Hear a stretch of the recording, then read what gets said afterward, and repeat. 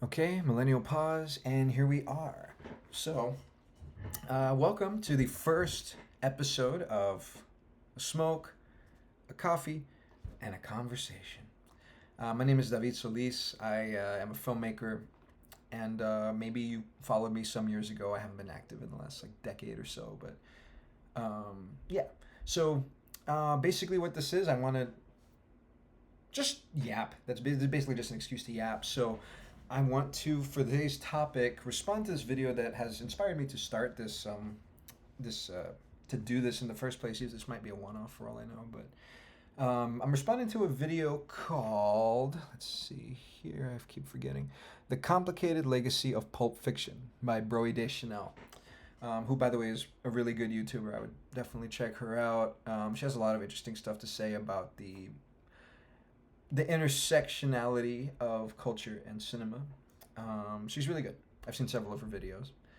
Um, but yeah, so I guess kind of this video made me think a lot, right? Because she talks a lot in this video about the postmodern aspect, the postmodern element of Pulp Fiction. That there's sort of a push and pull between this idea that Pulp Fiction is something that is rather nihilistic, like there's an ennui to it, and then this other side that is Pulp Fiction actually like some reflection of is there something like a little more sentimental to it that sets it apart from other art house, new wave, revival, postmodern type shit, right? And I guess to me, I think that that's kind of a rabbit hole to go down, isn't it? Because Pulp Fiction is 100% a postmodern movie. I would argue it can function in a postmodern to such a postmodern degree that you could compare it to The Matrix, to how The Matrix works on such a metatextual level as a trilogy, in my opinion, as a quadrilogy, actually, in my opinion. Um, and there's, I guess, like the central conflict at the center of her video is this search for something. Like, what is the substance in Pulp Fiction? Why is it so hard to name? And I think that's like what damn near like you'll spend your life doing about the movie, right? Like you might love it or be mystified by it or not understand why other people are mystified by it. Or even if you're like a casual, like if you're not even a movie person, I think that's a movie that if you caught it in passing on TV would stick with you, like even so, like casually, like if you saw it, watched a couple minutes of it, we're like, man, and then switched back to football or something. Um, so there's this, it feels like there's some kind of magnifying force or magnetic force, I should say, at the core of Pulp Fiction that makes it so magnetic. And I guess that while simultaneously, right, it does evade like the conscious mind very easily. Like, what is this actually about, right? And I think that she also makes the point that Pulp Fiction is kind of onboarding, like a cinema fanatic onboarding film, a transitional, a gateway film, I think is what she said. And we, many of us discover that film when we are teenage, preteen age, right? Like the very beginning of our journey into cinephilism, cinephilia, and that's some serious gourmet shit. Um, it's decaf, by the way, because it's late.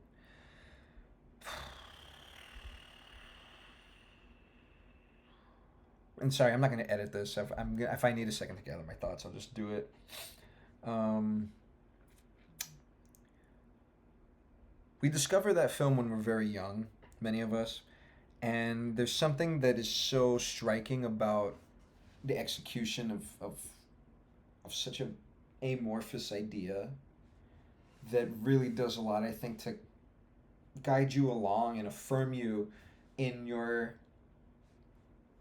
beginnings of questioning what cinema even is. It sort of like dissects cinema and peels it back to this sort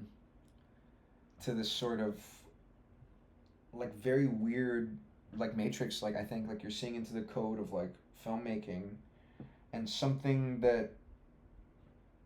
is working practically through aesthetic alone that activates like the neurons in your brain from having like a profound experience. And you could say that perhaps that's a lot of what you bring into it as a cinema viewer, especially at such a young age. But I think that there's also something, I think there's a lot to it. I think there's something inherent in the film that in itself is sort of insecure and unaware of itself to a degree. Now, that probably makes me seem like some kind of Tarantino Pulp Fiction glazer. Believe me, I was at one point. But I don't say this necessarily with reverence for Tarantino, but with a reverence for not even just for cinema, but of like the artistic process in general. I think that it is my opinion that whenever anybody makes anything, any conscious choice that you make, especially when it comes to ones that are artistic, you're making those choices for reasons, no matter how much like you may not think you are or be intentionally trying not to. You can't escape it. The only thing that can really do that is AI. And I think that there is this Gen X thing, right, with a lot of these Gen X filmmakers. Tarantino, Kevin Smith, David Fincher are the guys I probably think of most readily that I think grapple with this. Paul Thomas Anderson, not so much, which makes him fascinating to me. But I think that Gen X directors were like the first guys to be guys like Spielberg, right? Like the film brats that were supposed to be like the first generation of film buffs that became filmmakers. Um, and then like the next like version of that, right, being Gen X. I think these are guys who the Hollywood brat guys, right? I think that they had like a halfway connection between like cinema as a window into the real like life experience of a human and real history and people and life, right? So I think that's why like those guys like Lucas and Spielberg have such like a fascination almost with like this ancient archetypal human stuff, and they are very adept at using the language of cinema and understanding it in this like abstract way that they know how to they spent a lot of their time Coppola too, I think I would say, um, Miyazaki, but whatever, I'm getting ahead of myself. I think that they use cinema to still like express simultaneously like a love for cinema as an art and a like really human inspiration to like have a purpose to make art in the first place. Um, Whereas the Gen X guys, right? Kevin Smith, Tarantino, who the hell else did I say aside from them? Tarantino, Kevin Smith.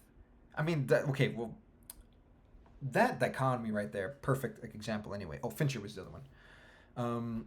I think that these are guys that have struggled with having such an awareness of the meta of cinema that it becomes almost like overwhelming for them. And I think that's why a lot of them took on this really like I don't care attitude towards their art and towards life and their approach to anything, because they felt, right, jaded, I think, by they could only view like an abstraction of something. I think that that generation has trouble being in touch with life, with real like reality, right? Real human experience. They like shy away from it, from uh, like they're not the same as like Spielberg and Lucas, right? Like you take a look at Kevin Smith, and I think that the story of his career is the story of, and I think him and Tarantino start in very similar places. I think they both start off. They start off striking gold with this mixture of the philosophies of like the early 90s, basically when they both blew up, and having such an understanding of cinema that they could do like radical expression of those ideas that was just ground shattering, at the time. Not because necessarily they were the first to do anything, um, but I think that they were. It was such a contrast to the earnestness of the 80s, in my opinion, and the lack of, I guess, like desire to be self-aware in your art, right? The more escapist, like fantastical element of it, right? Um, like Clerks, right, is essentially kind of a new wave movie, and I don't know how much it necessarily like intends on doing that, on being this like modern Godard approach to what it's like to be that guy, in the 90s. And Reservoir Dogs and Pulp Fiction, I think, are for some reason, there's something about them that they're like so in tune, I feel, with their time, um, and their willingness to sort of buck or to be abrasive. Their willingness to be abrasive through the cinematic language that had kind of gone away like before that. So, um, they start off with this blend that is kind of reminiscent of like the film Brats, where you have that blend of like cinema as it expresses like reality and expresses like an idea of a time and place and a people.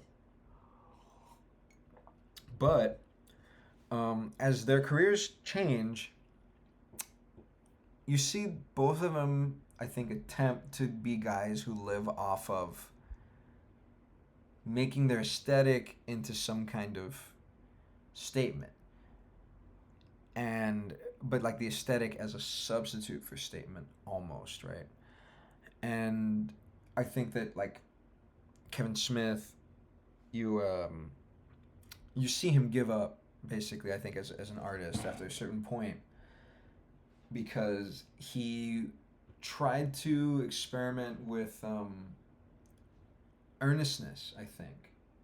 And this is where like Gen X kind of hits a roadblock, and the way that I think that they like maneuver out of it um, kind of makes or breaks. It really is consequential for their careers as artists.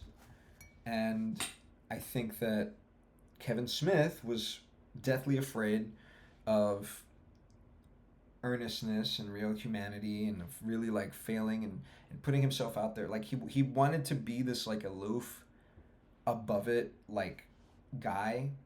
That was his persona, right? Like he couldn't care less like what you thought of him, and he was just gonna make what he wants to make, and it's gonna be like whatever, like he's just gonna do his thing. And I think that he told himself that, but then when he saw some success, I think he thought that it was going in a certain direction, and then it just kind of wasn't. And I think that scared the shit out of him.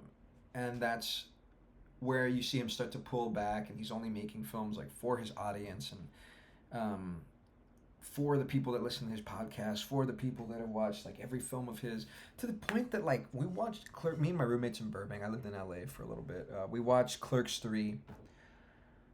Holy fucking shit! That is the worst goddamn movie I've ever seen in my. It's maybe not the worst.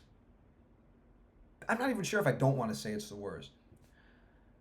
But I think that it represents, and if you've seen it, you may know what I mean. I think it represents such a point of inbreeding for Kevin Smith as an artist that it's not like functional. I don't know what the fuck that movie is, man. It it's genuinely a waste of time. It is not like functional, and I don't think it's earnest, like abstract, interesting expression either. I think that he's afraid to like either make a good movie or to like really express himself. He wants like shield from both. He wants you to think like, hey man, you might think this is a good movie, but I'm not even trying. So if you think it's bad, dude, like whatever, man. Like I don't even care. And if you think that there's something like deep and profound that I'm expressing, hey, cool, man. But if you think that it's like nothing, then like, dude, like I didn't even really like put that much out there. So like, how can you really like judge me for that, man? Like it's fucking infuriating.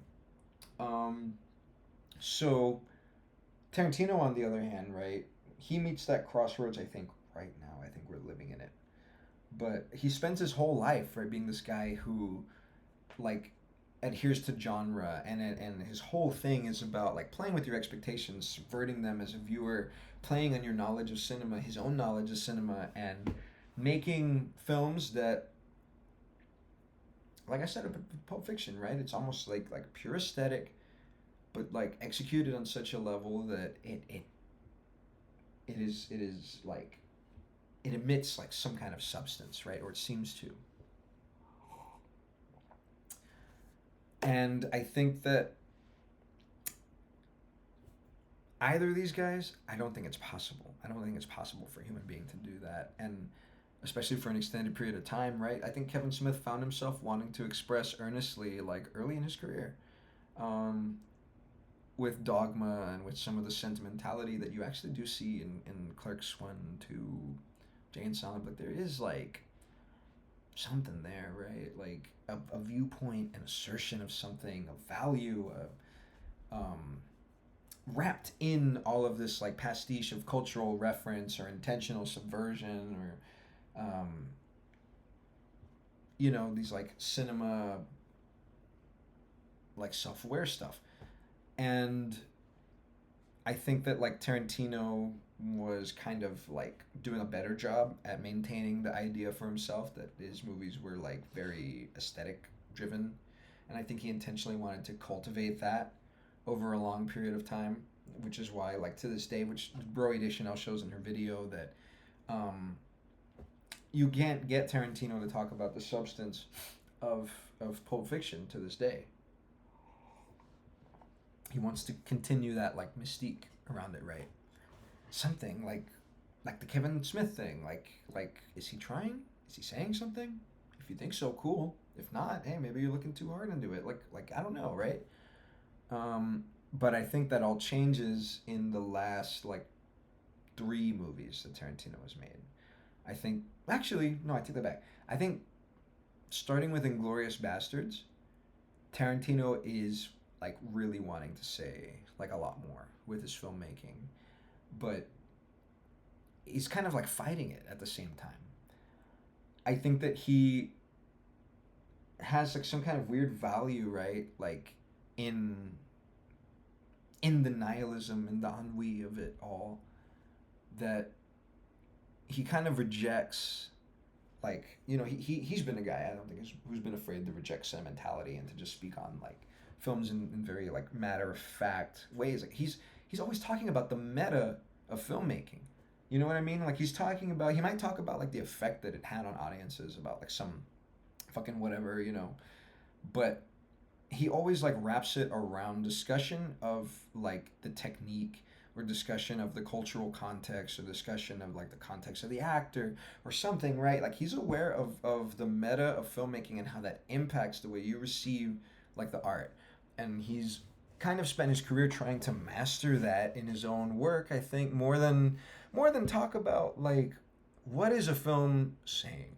What is the like value it has? What is the perspective it has? And again, like he'll talk about that. Like he's obviously a big fan of like blaxploitation, but I think that he is like fascinated by its abrasiveness in filmmaking rather than necessarily like the radical, like alternative universe that it tries to like the alternative America that it tries to like capture or represent, propagate. I don't think that's his concern as nearly as much. Um, But you get like Inglorious Bastards, you get Django, you get Hateful Eight, and now Once Upon a Time in Hollywood, where I think this peaks what I'm about to explain, is that like through this arc, right, you get these films that start like more and more to like be about they get like abstracted actually in plot like as they go on. Um, well, I guess like Django has like the most solid like foundational writing and structure of any of probably any of his films. Um, but then Hateful Eight, right? It's like a weird like bottle movie, and then Once Upon a Time is people didn't even know what the hell that was when it came out. Like people were saying that shit had no plot, which was always stupid to me. But my point is like that's like a very challenging amorphous film, and I think that he has not been able to help himself but sort of give over to his artistic instincts, which I think are screaming like from his subconscious like more and more to make like to turn like substance into all of this pastiche, to like make substance out of it. And I think that Once Upon a Time in Hollywood represents the first time where that has like really been like divisive, but ultimately over the long run, very very successful. Um, I think it's his best movie. I love Once Upon a Time. It's always either that or Django to me. Um, but Once Upon a Time in Hollywood is almost like an art house film, and it's very much like you see it as like him reflecting for the first time very openly about like what does all of this pastiche mean. I think placing it in the context like properly of like when it's set, it's almost like Pulp Fiction again. You know, like we're like Pulp Fiction is just Once Upon a Time in Hollywood, but in the early '90s instead of the late '60s. And that's kind of something that I realized, wrapping it back around, on one of my most recent watch throughs of Pulp Fiction. I think my most recent. I watched it at a theater in Pasadena near my apartment at the time, early 2025.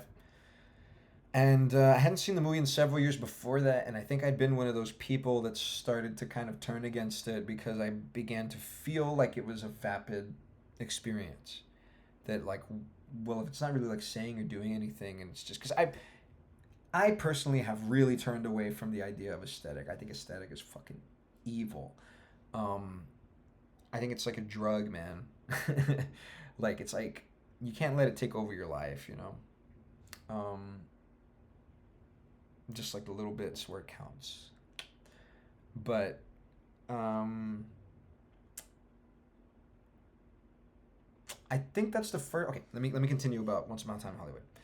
Once Upon a Time in Hollywood is sort of this poetic, voyeuristic view of like vignettes of life in the late '60s from like the perspectives of the three characters, and you don't really. In retrospect, I can understand like why people thought it didn't have a plot because it does feel like scene the scene. Like you're just watching people like do shit, right, and just kind of exist in that world at that time. And sorry, text from my wife here. 1 second. Cool. Can be up late playing Expedition 33. Haha. Great fucking game, by the way. Oh, what was I saying? Okay. So yeah, you're just kind of like following in this very like ambiguous to the viewer way like the lives of these people, and it's a movie that kind of just asks you to like reflect on what you're seeing a lot. Like it's really a vibe like hangout movie like Tarantino calls it. And it forces your brain, like your imagination, to start like providing meaning to what you're seeing like the more you see of it. Except I think it has even less of the forward moving plot constructions and abstraction of storytelling than Pulp Fiction does. I think that Once Upon a Time in Hollywood is very naturalistic and very like humanistic in that regard, and then Pulp Fiction is has elements of that, but it is very much more concerned with like deconstructing its own story. And that that aside, I think this last watch that I had of Pulp Fiction, I realized that it actually is quite. You know, I caught that similarity for the first time. And when I was watching the movie through that lens, right, I started like not thinking about these things as I'd seen them over and over and over and over again since I was like 14, 15. And I started really like thinking about the characters like inner lives, right? And treating it like very seriously, which I think the movie like begs you, like kind of really challenges you not to do. But I was like, okay, let me pretend that like I'm thinking about the interiority in such a sentimental way as I do like Once Upon a Time in Hollywood to these characters, instead of like the cynical way that I think the film like kind of deceptively like presents itself as, right? Um, and in that, right, I think that's kind of where the idea of like a solely postmodern substance-less Pulp Fiction fell apart for me big time. Um, because whether or not, I'm not even giving Tarantino the credit that he did this on purpose and that the film is like this intentionally. I think that this is a reflection of Tarantino's inner life, his own like inner life, that can't help but make its way into art, because when you create art you make every decision for a reason, reasons you may like you may not know like even yourself, and it may have meaning that you don't know yourself, because the subconscious is not like something you can really control, right? And so I think that like scares the shit out of Tarantino, that you can like the idea that you can look into his work and get like a sense of him and get like a message from it, like, oh, I'm aghast at the thought. But which I think is also like why he's having such a hard time just fucking shutting up and making a 10th movie and then making more. Like, who gives a fuck, dude? Stop being insecure about like your legacy. It's such a stupid like Gen X thing that they're the only generation that gives a shit anymore, you know? Like, okay, you make a bad movie, fuck it. Like, expression matter, like that's where I think Gen Z is at. Is and millennials, I guess. Sure. Is that, you know, we value expression, you know, nowadays. It's coming back. And I think, I mean, like expression of something, expression of like an idea, a perspective, a sentiment, a viewpoint, a passion, right? That's like human, that's taken from the real world. Not just like, not just like a reflection on how much you love filmmaking. And I've really like rejected that like idea in the last several years. Um, so Pulp Fiction, well, okay, I think with Tarantino you can do this to like all of his work. I think that you can actually find a lot of substance um, in his work, and I argue with this. I've argued, not argued, but like debated this with my old roommate, one of my best friends, Christopher. He's a screenwriter in L.A. He's fucking amazing talent. Yeah, so keep a lookout for him. But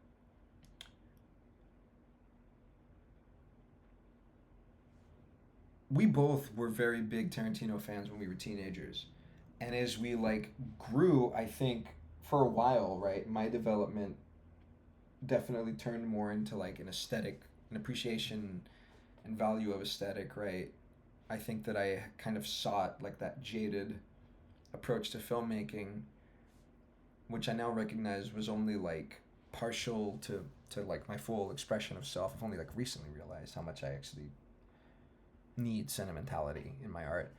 Um, but he, I think, is still like in a very meta way, like grew in a very, but he grew in a very different direction from me. I think he really grew to appreciate those directors that truly do like. I think he appreciated the earnestness earlier than I did, and so like we would argue about like, oh, who's better, Scorsese or Tarantino, right? That's actually how this came about. And I love Scorsese. Even back then, was not as familiar with him back then as I am now, but Scorsese taught me a fucking lot too. Like since the first times we were having this conversation, but um, I was like, look, Scorsese's great, but like, look, compare the batting average, man. Tarantino, practically every movie, by the time it's all said and done, he's gonna have like just nines and tens, bro. That's a crazy batting average, man. He's got to be the better director. And then Christopher was like, who cares? He just said like, who cares about that? Like, okay, Scorsese's got like a lot of movies, and they're all like so different, and they're all so expressive, and they're all so interesting. And he explained it like he can dig for layers and layers and layers and layers and layers of meaning and substance in Scorsese's work on all like fronts, that he just felt like he at some point, like in a much like shorter, he hits a ceiling like much sooner, and that with Tarantino in that regard. And that kind of made me think about it like very differently, right? Because I think over time I came to have to be much more on his side of like what he values, right? Like I do now like think that Scorsese is a much better director as it currently stands than Tarantino. Hitchcock, right? Spielberg is actually the goat. I think that's the final level of actual film maturity, is realizing that Spielberg is, and Hitchcock, and obviously like Kubrick, but that's not like, no, yeah, fuck it, yeah, Kubrick too. Kubrick, Hitchcock, and Spielberg are actually truly like the greatest directors of all time.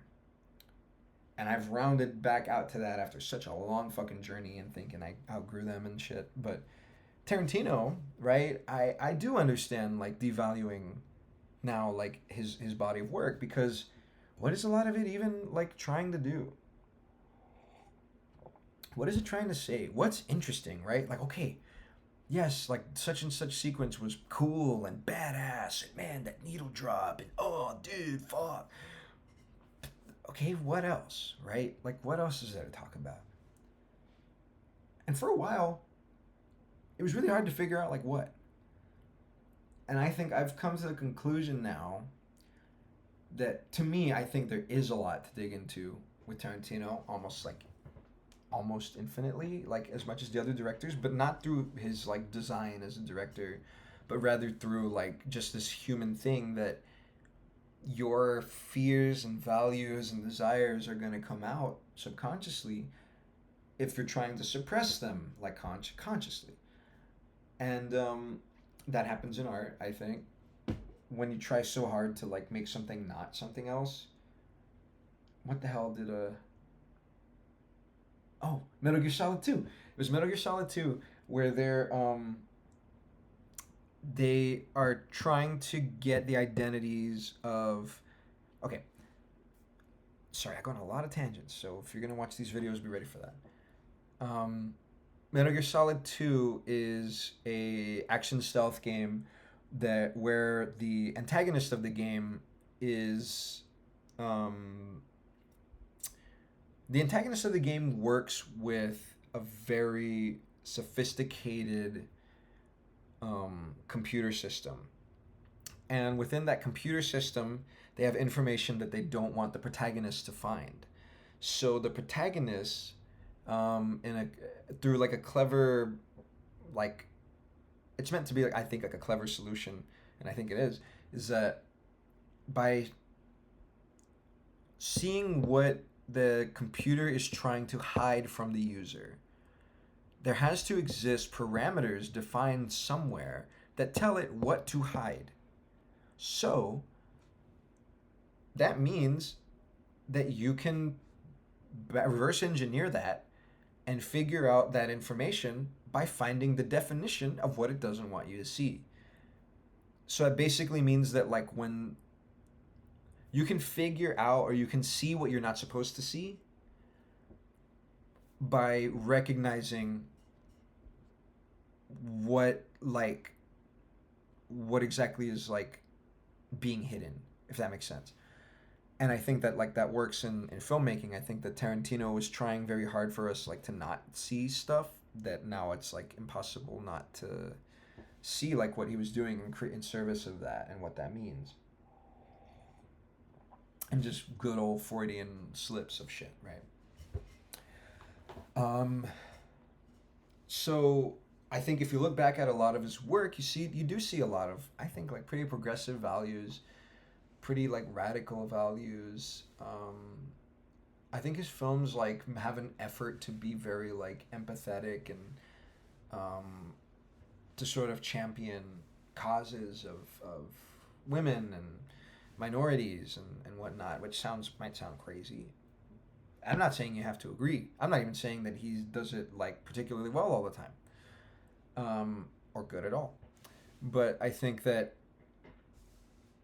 he has like things about like his viewpoint on life that just kind of stick with him if you read his book, and um, you see like these things that stick with him from childhood about people, right? Like about going to like black movie theaters and being raised by a single mom who had a bunch of like girlfriends, right? Um, and like the value that taught him of like these pretty marginalized people otherwise, right? Um, and I think that that makes its way into it to his art pretty strongly over the course of his career. I think Death Proof is actually like, I'm not the one to speak on it, but I think it makes an attempt, like consciously or subconsciously, to be a very like feminist movie. And obviously, right, like you have black revenge, like fantasy stuff, Jackie Brown, Django, maybe to some extent Hateful Eight. Um,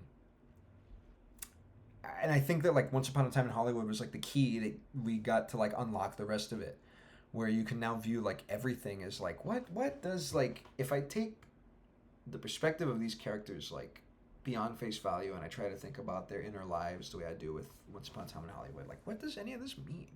What does like the culture of like this period in time or of this like fantasy, like hyper violent, like hyper cinematic stylized world, what is the impact that that has on like the characters? And I think that's been like a through line through actually like pretty much all of his work, you know. And yeah, all right, I'm fucking talking like him now. And so when you get to Pulp Fiction, it's basically like Once Upon a Time in L.A. Not that that doesn't already exist, I guess, but like it's it's like Once Upon a Time in Hollywood, '90s version, and you just get these like little vignettes of all these characters and the way that they interact and exist within the world that they inhabit. A world that is very influenced by media, as Tarantino was like very influenced by media, and I think that we're kind of peeking into a sort of dystopian view of the world through his eyes, because I think that's like one reason I want to push back on the idea that like Pulp Fiction is without substance, because I think something it's doing very like interestingly is showing the effects of media and role play based on media to like people who's like it's not a given, whether you make it to tomorrow, whether you stay out of jail or what happens, like it's a very fucked up life that these people live. And it is portrayed as like existing underneath like a much more surface level aesthetically stable surface world. I think that Kill Bill is actually like very similar in this regard. um Fuck, man, fucking Django too. I don't know. But anyway, so when you watch Pulp Fiction, I think that like you get that establishing stuff where like everybody just always talks about like movies and music and how they're acting like like Jules and Vincent, like they get in the character based on like what probably something they've seen on TV or in a movie, and or books that they've read. It's still media. It's still like reflection on like the impact of media on like the world that you inhabit. And I guess one part that like was crazy to me this time, like thinking about it in this lens, was when you watch like when we start Butch's story and he's a little kid watching TV, that fucking like weird ass like John K cartoon with like the real like person mouths and all that. Um, oh, excuse me. Is that he's watching it like so close that the camera you can make out like every little individual like little thing, little like light, that makes up the TV image. Um, and that's just fucking insane. It's like really startling. It's always such a startling like part, right? And I think that's kind of representative of like his kid brain soaking up all of this like crazy like information and this weird like perspective of the world, because then he turns around and he's given a watch from his dying dad that was stuck up his ass, that was, you know like there's violence in reality that he's trying to escape through like what the fuck through fucking abstract like visual like sensory violence almost, on the TV. And then what else? Honey Bunny and Ringo, like they're also role playing like personas of these like Bonnie and Clyde ass like robbers. Bonnie and Clyde being like one of the most influential movies that kicked off like New Hollywood and stuff. Um, and then you get Mia, right? Who Mia, I think, is another person who bases her entire personality around like the aesthetics of things that she likes. Um, to a fault, to a serious fault. And I think it's because like it gives her the confidence to play out this role of this like but not to mention she's an actress. Almost forgot about that. She's in like a pilot for TV or something, which starts off the movie and talking about that. Um, so like she's listening to like music. She's got this like '60s like vibe and then she takes Vincent to this like literally like nostalgia incarnate, aesthetic incarnate '50s like diner or restaurant, which it's funny in that scene because Vincent is high. I think he is probably like the most detached from like this like role playing that like all the characters do and fascination with like like media as like a means of experiencing life rather than life itself. um I think that he's kind of sees like a sort of clarity of the bizarreness of living that way and like of the society that we live in that is crafted to like make this kind of thing, this place, like a reality. And it's just funny. Like I just think like he's kind of weirded out by everything when I watch that now. Um, but yeah, oh, and then you get like Butch, right? Like he's continuing to live out like the violence that he saw like on TV, like to be like these macho men. He gets kind of triggered by like the war movie that Fabian is watching. And he doesn't. Just all of these characters, I feel like it's tragic the way that they like don't know how to express themselves. Not like really, I think that they struggle like with that. And you see that like he explodes in that really scary. I used to think it was funny when I saw this in the theaters. These guys were laughing. I was like, bro, this isn't funny at all. But that part where he like starts screaming at Fabiana and he throws shit and just fucking. If you've been in a house with like a really temperamental dad, I think we all know what that feels like. And putting a grown woman who trusts you through that is really fucked up. And I think it shows that there's a lot of shit that he has not like dealt with, right? Um, and then like he chooses to save Marcellus Wallace with a samurai sword, like probably one that he saw in a movie, right? Makes him seem like a samurai. Like it's cool. Like that's why like a chainsaw, Texas Chainsaw Massacre, like all this shit. Like this movie's like always playing with like archetype, right, in that way. And um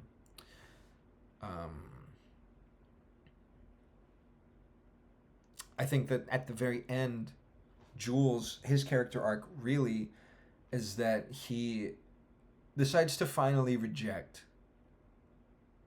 the ennui of everything and he wants to live a life of substance, right? Which I feel like is at core what Tarantino's always wanted to do, right? I think like his fears come out through like the conflicts of his characters, right? Like shit, Jackie Brown, right? What is Jackie Brown about if not like the fear of aging, the effects of aging? Um in fucking Reservoir Dogs, Harvey Keitel's characters, like he's gotten too old to catch it, to catch like what should obviously be up. The fucking other guy, the big boss guy, I forget his name, the bald one. Him too, he gets too old to tell, so like age is a problem there. Um, Death Proof, it's about like an expired like profession, basically expired man. there's a lot of like fear of aging shit in his movies. Like not even just obviously Once Upon a Time in Hollywood too, right? And Pulp Fiction, while not necessarily having as much about the fear of aging, I think does have. Shit, I kind of lost my train of thought. I was talking about Fabiano. I was talking about. Oh, okay. So I think that like he is self-aware about. He has this fear, I think, of getting brought to a point of ruin by like a life without substance and a life without like meaning and expression, and by extension, right, filmmaking like without meaning. And so Jules at the end decides to like leave his life behind, and he stops. Which, by the way, right, he's putting on a role for like most of the Ezekiel 25:17, the path of the righteous man, like it. He's like playing a character. He's playing like he's some cool, like he's playing it up for the camera. He's playing it up for us. All this like shit, very like not naturalistic at all. The first time we see that speech, versus the way he delivers it the second time. The path of the righteous man is beset on all sides by the iniquities of the blah blah blah. Right? It's much more like low key and straight and simple, right? Not all the like with great fine furious anger, like not that shit. So I think I take that to mean that he is like embracing something like more nuanced and human and close to reality that inevitably makes him like more peaceful, more at peace, more fulfilled and wise. And someone who doesn't reject it, right? Despite seeing through it, someone who doesn't reject it, Vincent, he ends up dead. He ends up dead in the movie. And it's sort of just like a cruel hand of fate that like causes that, really. I guess, though, maybe you could say it's because he's the only other character who, in theory, like, if he's seen through it, he's the only other one that truly has a possibility of escaping it and rejecting it, and he doesn't. Consciously doesn't. Which maybe that's only also true for Vince. Not Vince, Jules. But Broey Deschanel in her video, like she goes through a lot of sources to talk about like this concept, and I think I just wanted to put this perspective out there, as rough and unstructured and whatever as it is, because why not? Why not? I guess. And you know what? She does acknowledge like substance to the movie. I'm not even saying like that she's like, oh, she's wrong and she doesn't get it and she's blah blah blah. Like I don't think that's true at all. I just think that there is some more to be said about the substance inherent within Tarantino's work than has been said thus far. I think in the zeitgeist of all this stuff. So yeah, that's pretty much what I wanted to do. I guess this is ending kind of abruptly. But hey, maybe I'll make more, but I just wanted to get these thoughts out there. I think I rambled a lot. I kind of got over a broad spectrum of shit I think about Tarantino, but maybe if inspired by more, if I make more, I may not make more of these, but if I do, I could talk about Tarantino in the future, again, more frequently perhaps, and expand on a little more like some of the little things of these thoughts. I hope this made sense because, like I said, I had a smoke, coffee, and a conversation.